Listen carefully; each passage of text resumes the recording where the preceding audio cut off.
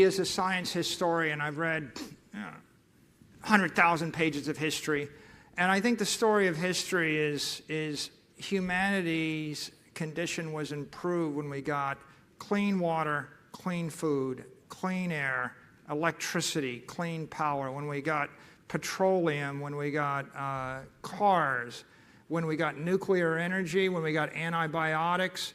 If you look at the plight of humanity for thousands of years, people are dying at age 30. There's a 40% infant mortality rate because the food's dirty, the water's dirty, and they've got no hope. And when they were dying of dirty water and dirty food, they didn't know they were dying of dirty water and dirty food. We bled George Washington to death. Every rich person in the Middle Ages died of gout because they drank red wine, because they couldn't drink water because it was contaminated. And so all of these companies, if you look at the mortality rate of corporation is 99%, the average life expectancy of a company is 10 to 15 years. And you can say, well, we'll just take it for granted.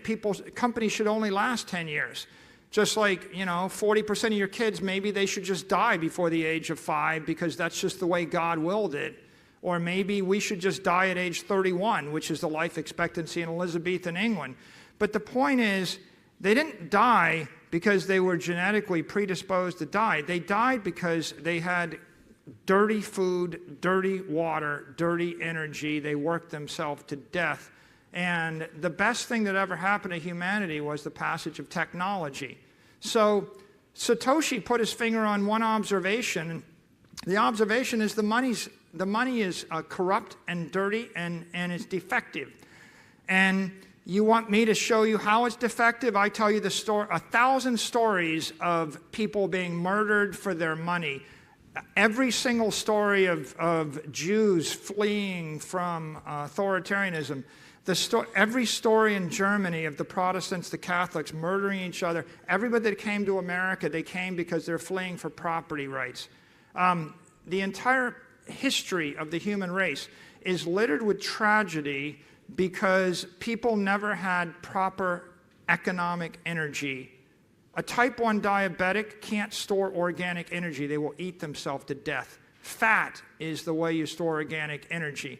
Somehow, over the course of hundreds of millions of years, mammals figured out how to store organic energy, and they had fat cells. We as humans have not had the ability to store economic energy properly. We tried with gold, it never quite worked. I could give you 100 examples of it not quite working. I can give you 1,000 examples of hyperinflation dating back to 500 BC of money not quite working. For the first time in human history, we have invented a technology that allows a human to tightly bind economic energy to their person, or for a corporation to tightly bind economic energy to the corporation. What it means is you don't have to suffer an early, painful economic death. And you can tell me, oh, that doesn't matter, but I would point to everyone in Africa. I would point to all of the misery in Cuba and North Korea and Venezuela. I would point to the misery in the aftermath of hyperinflationary incidents that took place in Brazil, Argentina, Venezuela, Russia. I could go on forever. There are literally 100,000 pages. Read The Story of Civilization by Will Durant, and you will find 1,000 examples of currency collapse and economic misery. And this person, Satoshi, offered us this gift. The gift is you get to own your own money, and no one can take it away from you. You get to keep it. Right? You get to keep your life force. And what do I think will happen? I think that companies' life expectancy on the Bitcoin standard goes from 10 years to 30 years to 40 years to 100 years. And I think living longer is a good thing. And I think families' life expectancy, is dramatically increased. I could do the simple math for you. The half-life of money in gold is 30 years. Gold debases at 2% a year. 30, 35 years. The half-life of money in Bitcoin is forever. 0% inflation makes your money last forever. So I think that some people will not appreciate it and they won't get it. That's okay. You don't have to buy it. Lots of people won't buy it.